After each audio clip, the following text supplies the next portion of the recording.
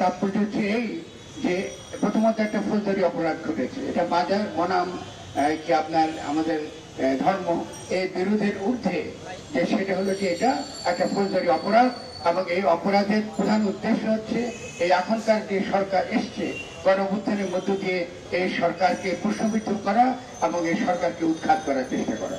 এবং এই কাজটা করা শুরু হয়েছে যখন শেখ হাসিনা ঘোষণা করেছিলেন যে আমি যে কোনো সময় চট করে বাংলাদেশে ঢুকে পড়তে পারি।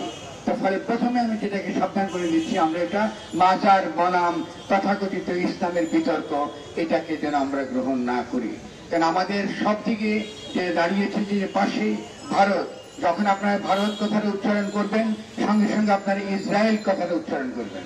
কারণ আমাদের কিন্তু আজকে বর্তমানে গণঅভ্যুত্থানের মধ্য দিয়ে যে সরকার এসেছে তার শত দুর্বলতা থাকা সত্ত্বেও, তার বিভিন্ন ক্ষেত্রে তার বিভিন্ন রকম বিশৃঙ্খলা আমাদের সমালোচনা থাকা সত্ত্বেও আমরা 100% এই গণঅভ্যুত্থানের সরকারের পক্ষে থাকবো।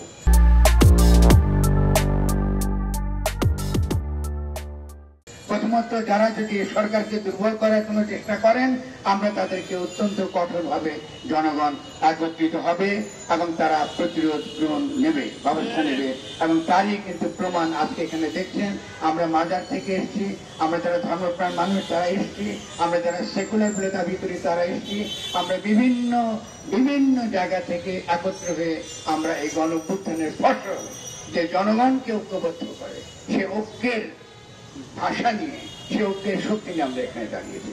এখন আমি দ্বিতীয় যে কথাটা বলবো, যেটা যেহেতু সময় কম অল্প বলে, মাজারের প্রশ্নটা আমাদের বাংলাদেশে প্রথমত আমার যে ভাইরা যারা মাজার থেকে এসেছেন তারা খুব পরিষ্কার বলেছেন, এই দেশে যে ইসলাম এসেছে এটা বাংলাদেশের ইসলাম, এটাকে আরবের ইসলাম বানাবার চেষ্টা করবেন না, এটাকে ইরানের ইসলাম বানাবার চেষ্টা করবেন না, এটাকে টার্কির ইসলাম বানাবার চেষ্টা করবেন না।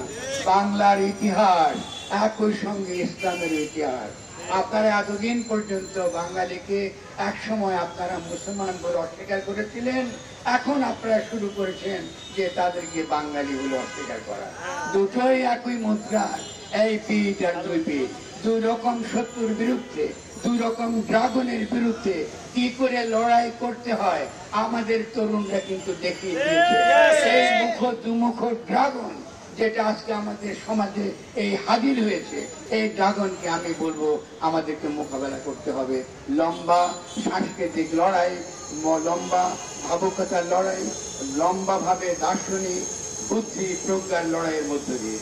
শেষ যে কথাগুলো গুরুত্বপূর্ণ আমাদের বুঝতে হবে সেগুলো এই, আমাদের দেশে যখন আমাদের ধর্মকে বেহেশতে যাবার টিকিট, দোজখে যাবার টিকিট বা দোজখে যে যাবে না তার যে তথাকথিত পরোয়ানা বিক্রি করার যে ব্যবসা, যেটাকে ধর্ম বলা হয়েছে, এই ধর্ম আমরা বাংলাদেশে চাই না। আপনারা আল্লাহর তরফে কেউ এখানে হাজির নাই। বাংলাদেশে যারা মাজার ভেঙেছে, আমাদের শায়েখরা, আমাদের শ্রদ্ধাভাজন যারা ধর্ম সম্পর্কে আমাদেরকে অনেক ভালো জানেন, তারা পরিষ্কার আমাদেরকে বলেছেন, আমাদেরকে দেখান কোন আলেম বলেছে মাজার ভাঙতে হবে।